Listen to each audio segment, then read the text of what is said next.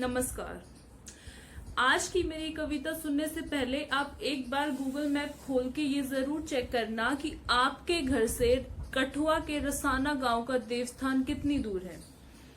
रसाना से लगभग 2164 किलोमीटर दूर है शादनगर हैदराबाद और वहां से लगभग 1500 किलोमीटर दूर पड़ता है हाथरस का भूलगढ़ी।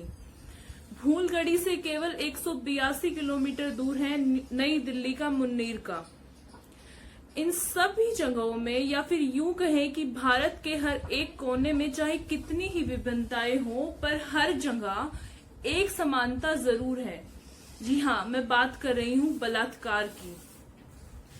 जगह बदली, दिन बदले और बदल गए साल, अगर कुछ नहीं बदला तो वो है इस देश का हाल।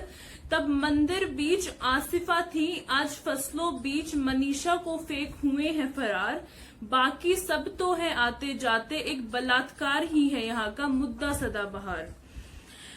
आजाद देश में भी आजाद नहीं मैं, मैल क्यों है तेरी नजर में, ना देख मुझे यूं, बेटी तो है तेरे भी घर में।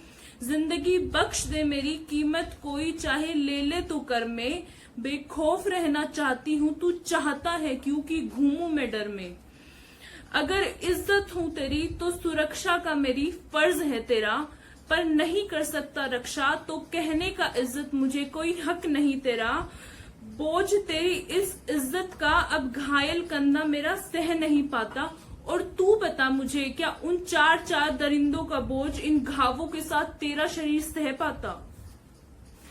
तेरी बर्बरता का झेला मैंने आज इतना तिलिस्म है, माँ की गोद में भी करहाता चीखता चिल्लाता मेरा ये जिस्म है।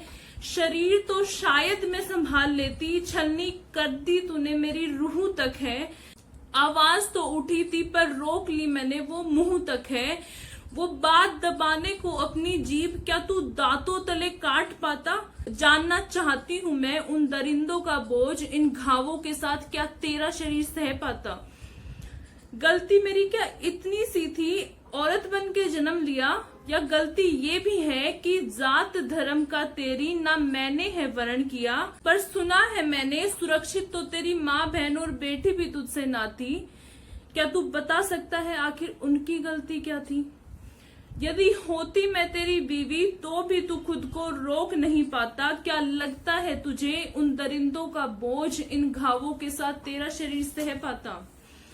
अंधेरी रात में केवल एक लड़की नहीं पूरी नस्ल जलाई है, जला दी साथ में वो भी जो रक्षा करने की कसम तूने खाई है। क्या उसकी भी लाश तूने भगत सिंह की तरह अधजली ही बहाई है। ये आजाद भारत नहीं हमारे शहीदों के सपनों की केवल जग हसाई है। अगर होती तेरी बेटी वो क्या तब भी तू आज ये शब्द कह पाता। सोच कर देख उन दरिंदों का बोझ इन घावों के साथ क्या तेरा शरीर सह पाता। अग्नि परीक्षा तो दी थी पर मेरे जिस्म को ना वहां किसी ने छुआ था। ये अपवित्रता के इल्जामों का खेल तो सीता माँ के साथ भी हुआ था। लूटने को इज्जत नारी की तो द्वापर का हस्तिनापुर भी ना पीछे रहा था। याद है मुझे समाज ने तो हर बार औरत को ही गुनहगार कहा था। यदि होता तू वहां तो क्या राम और शाम सा न्याय कर पाता। जवाब मांगती हूँ मैं उन दरिंदों का बोझ इन घावों के साथ क्या तेरा शरीर सह पाता। बात राम राज्य की नहीं, काश तुम स्वयं श्री राम की करते। अगर सच में होती सहानुभूति तो कुछ तो न्याय करते। मुझ पे हुए अत्याचारों का दोषी मुझे ही कहने से थोड़ा तो डरते, और आज लाश पे मेरी तुम यूं राजनीति करने से काश थोड़ा तो डरते। यदि ना होती इतनी सुरक्षा तो क्या तू बेबाक यूं रह पाता। जनता पूछती है उन दरिंदों का बोझ इन घावों के साथ क्या तेरा शरीर सह पाता। ना होती दरिंदगी कोई अत्याचार ना होता, ना होती जबरदस्ती कोई बलात्कार ना होता। मानव की आदि नस्ल को आज यूं दर्द ना होता। यदि धरती पर औरत तो होती पर मर्द ना होता। पर पुरुष बिना प्रकृति और प्रकृति बिना पुरुष क्या कुछ कर पाता। अंतिम बार सोच उन दरिंदों का बोझ इन घावों के साथ क्या तेरा शरीर सह पाता। चलो मान लिया वो बलात्कार नहीं, पर क्या वो अत्याचार भी नहीं था? चीखी होगी जब वो, क्या कोई आसपास नहीं था? खेतों में तो शायद ना हो, पर बीच शहर में आखिर क्यों कोई नहीं था? अकेली इतनी क्यों थी वो कि हमदर्द उसका घर में भी कोई नहीं था? एक उंगली की चोट पर भी तू न बिना चीखे रह पाता। सच्चाई ये है उन दरिंदों का बोझ, इन घावों के बिना भी तेरा शरीर ना सह पाता। उन दरिंदों का बोझ, इन घावों के बिना भी ना तेरा शरीर सह पाता, ना तेरा शरीर सह पाता।